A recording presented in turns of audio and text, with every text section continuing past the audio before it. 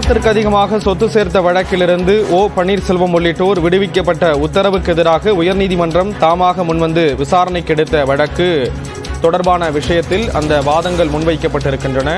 பன்னீர்செல்வத்தினுடைய சகோதரர் ராஜா தங்களுடைய வாதத்தை முன்வைத்திருக்கிறார். இது தொடர்பான விவரங்களோடு சிறப்பு செய்தியாளர் மதன் இணைகிறார். மதன், விவரங்களை பதிவு செய்யும். ஸ்ரீராம், வருமானத்துக்கு அதிகமாக சொத்துக்கள் சேர்த்த வழக்கில் முன்னாள் முதல்வர் OPS உள்ளிட்டோரை விடுவித்து சிவகங்கை நீதிமன்றம் ஒரு உத்தரவு பிறப்பித்தது. அந்த உத்தரவை எதிர்த்து தாமாக முன்வந்து சென்னை உயர்நீதிமன்றம் விசாரணை நடத்தி வருகிறது. இந்த வழக்கு தான் இன்று மீண்டும் நீதிபதி ஆனந்த் வெங்கடேஷ் முன்பு விசாரணைக்கு வந்தபோது இந்த வழக்கில் குற்றம் சாட்டப்பட்ட OPS-இன் சகோதரர் ராஜா மற்றும் அவருடைய மனைவி தரப்பிலிருந்து இந்த வாதங்கள் இன்று முன்வைக்கப்பட்டது. அந்த வாதங்களை பார்க்கும்போது, அதாவது சட்ட பிரிவின்படி ஒரு வழக்கில் மேல் விசாரணைக்கு உத்தரவிடும் அதை திரும்ப பெறுவதற்கும் மேஜிஸ்ட்ரேட்டிற்கு உரிமை உள்ளதாக ஒரு வாதம் எடுத்து வைக்கப்பட்டது.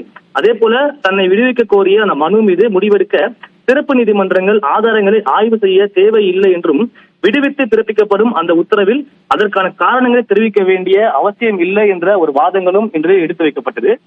குறிப்பாக சபாநாயகர், அரசு தலைமை வழக்கறிஞர், குற்றவியல் தலைமை வழக்கறிஞர் ஆகியோருடைய ஆலோசனை பெற்ற பிறகு இந்த வழக்கு தொடர அந்த அனுமதியை திரும்ப பெறுவதற்கு அரசு முடிவெடுத்ததாகவும் ஒரு வாதம் எடுத்து வைக்கப்பட்டது.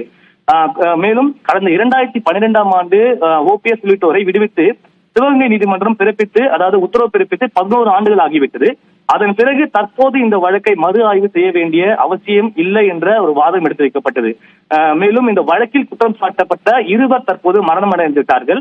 பல சாட்சிகளும் மரணம் அடைந்து விட்டது. எனவே இந்த நீண்ட இடைவெளிக்கு பிறகு இந்த வழக்கை விசாரணைக்கு எடுத்துக் கொள்வது அவசியமற்றது என்ற ஒரு வாதம் எடுத்து வைக்கப்பட்டது.